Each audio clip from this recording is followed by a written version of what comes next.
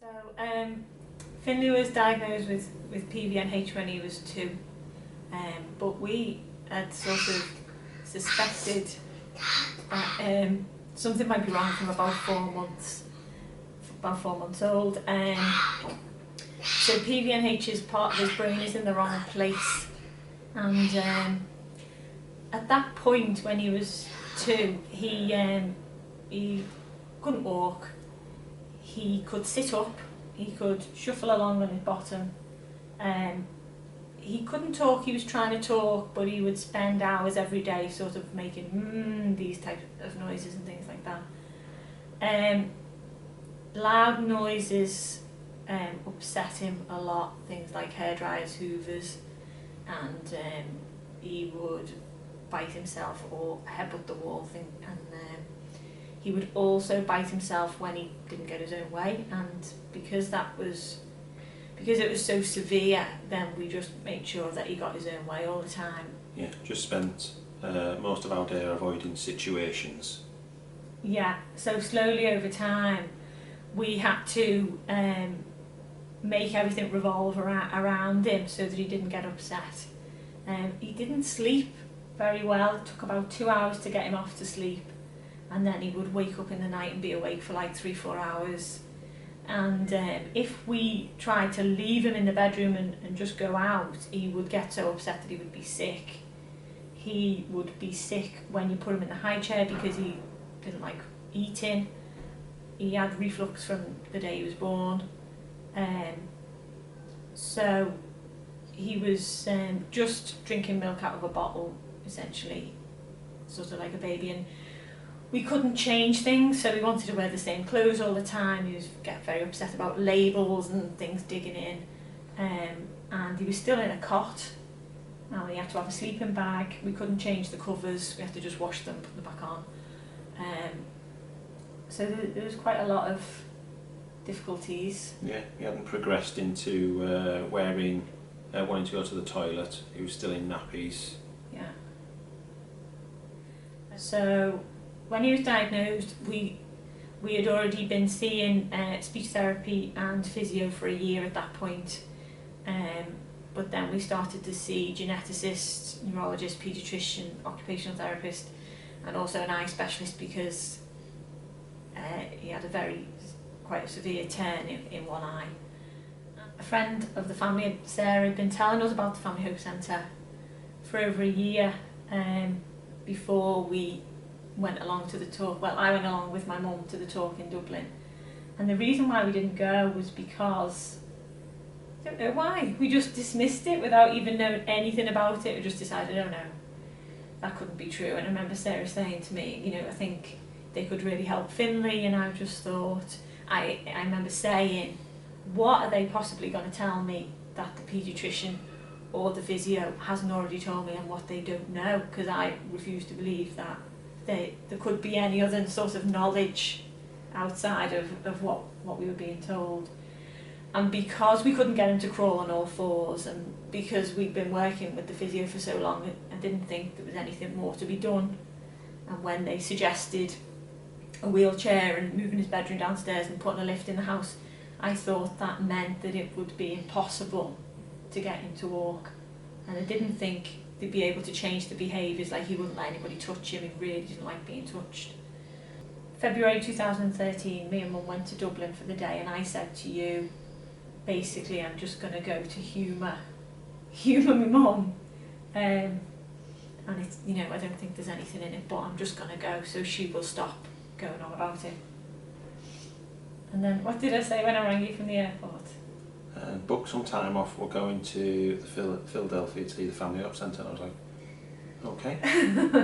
I think I was still in denial, and it was well, what else are you going to do? What are the other options? And we weren't ready for Finley to be in a wheelchair for the rest of his life, and so we thought it's worth a go. Yeah, so we went to the parent training 2 weeks later, and we were lucky because my parents came and stayed at our house with the boys, and it was amazing, wasn't it? And I said to you, we're sitting at the front, And really just what we found out there was, I just couldn't believe it. We kept just looking at each other. We felt like Matthew was describing Finley, because he said, oh, well, if your child, does this behaviour, say for example, labels on the clothes bother them all the time and all that stuff, that's because this part of the brain isn't working, and this is the particular exercise you need to do, and this is how often you need to do it. And I was just thinking, really? Is that it?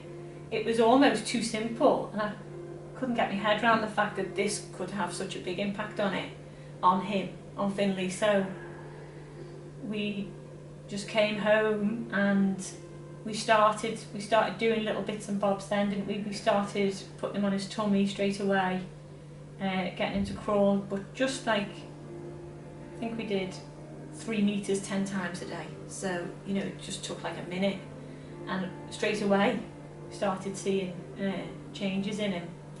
But then we took him back 6 weeks later for an evaluation, and then this 2 years later is his 5th evaluation, and his brain function has gone from 54% to 81%, which unbelievable. Is unbelievable. And just some of the changes in him after, I think it was after, well, the most amazing one was that after 2 weeks he started talking, like a 7-word sentence, and I nearly crashed the car because I was driving along and I said, where are we going? And he said, Mummy, I don't want to go there. And I was turning round to see who was in the car, because I couldn't believe that Finley had spoke.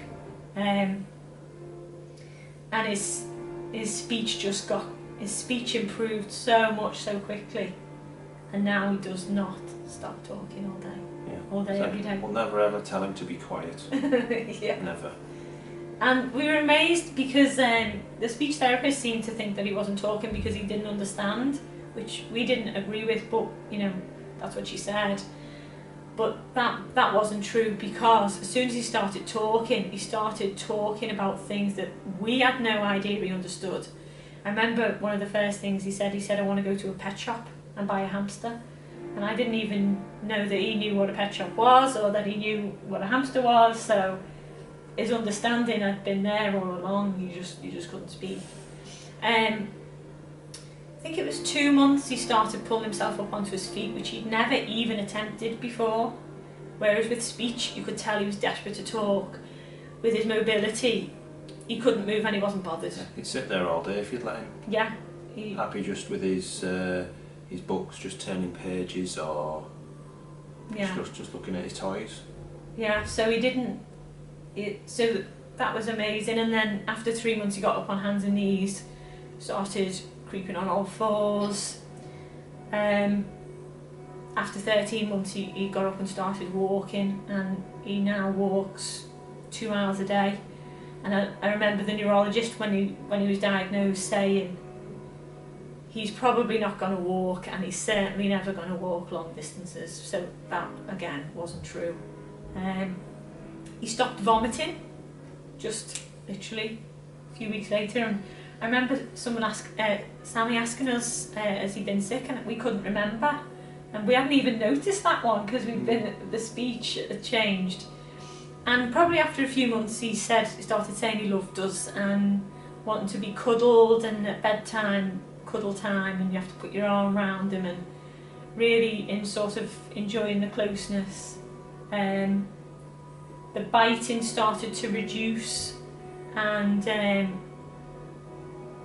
when does he bite now? Hardly ever. I mean, once in the last 6 months. Once in the last 6 months, and it wasn't even that bad. And when he did it, he went ow, which he never used to do. He used to just really rip his arms to bits. Lose the plot. Lose the plot, yeah. So meltdowns, doesn't do that anymore. I mean, he gets upset about things he can't have, like kids do, but he gets over it when he realises he's not going to get it. That's fine. We weren't able to do anything about that before because we just had to give him what he wanted. Yeah. So now we're sort of going back to the beginning in terms of just like normal discipline for him and things like that. he used to be very underweight. We were worried he might have to be tube fed, but his appetite started eating like twice as much. He's now growing, and so whereas he was always in clothes the size below his age, he's now in, we just had to buy him clothes in the size above his age. I took him to he got his feet measured, they'd gone up 2 sizes. So we used to just going back and them saying his feet are the same size. Just continue to be amazed by the progress that he's able to make. I remember saying to my sister, maybe they just make a little jump in the first few weeks, and going okay, because we were getting like really freaked out by how much he was progressing so quickly, and the improvements just keep coming. I mean, he's now really adventurous, so his little brother would want to go out and play and run around and kick the ball, and Finley just wasn't interested and couldn't do them, but we tried to sort of include him, or sort of lift him along and walk him along, but he just didn't want to do that type of thing. And now he wants to go down the slide, he wants to play football. Used to be I can't, yeah, but now it's I want to. Yeah. And wants to join in, wants to do all the things that I'd say normal children do, but his peers do. Yeah, all his peers do. And we've noticed that in school, because he goes to a mainstream school and he has a one-to-one helper, and so he walks into school and he shouts hi to his little friend and let's play tag, and they run off, and he's not running yet, but he's trying his best to keep up with them. At the beginning of this school year, he couldn't go out on the yard because it was too busy for him, all the kids, and the noise was too much, but now he does. They showed me a video of him playing What's the Time, Mr. Wolf, and makes up games with his friends. Before he wasn't desperately interested in talking to other kids his age, and they couldn't understand him anyway because it was just noises, and he only really had a few clear words. So that's been a massive change as well. And can we invite such and such round to our house to play and things like that. He's able to write his own name. Before we started, his manual skills were so poor, he couldn't really make a mark on the page with a crayon, so the manual skills, drawing little stick people and things like that, I didn't think that would be possible. Turning taps on and off, feeding himself with a spoon. He stopped using a bottle and drank out of a cup. We've been sort of trying to get him not to use the bottle for I don't know how many years, so we were amazed by that as well. And obviously he's in like a normal bed now. We can change his bed covers and he doesn't get upset about things like that. Just amazing. And there's no reason why his brain function now is 81%. We keep going till he has brain function typical of any other five-year-old. He's come further than we ever thought he would, and we're not going to stop now. He came further in the first 3 months than I dreamed he would ever be able to do. In the first 3 months, like 2 years later now, it's a bit surreal, really. What would you say to other parents who are facing or are facing similar challenges to what you were? I think you have to just open your mind a little bit to... I had beliefs about, say, what was possible. I don't remember hearing about children. Okay, I'll go and get some. And just watch some of the videos, listen to the explanations and see if they make sense to you, and if they do, then investigate further, come along and hear what they've got to say. I'd be amazed if anybody came along and thought that they didn't have any ideas to go away with. I mean, when we went, even the 3-hour talk that I went to in Dublin, when I came back, we started making small changes then. Small changes over time. Some things that we thought we couldn't get him to do, we did get him to do. It took a bit of perseverance, but they were much easier than I thought to be able to do, to make the changes. Yeah, it's a lot of effort to put in, but the results are just far worth it. It's just unbelievable Yeah. how far he's come.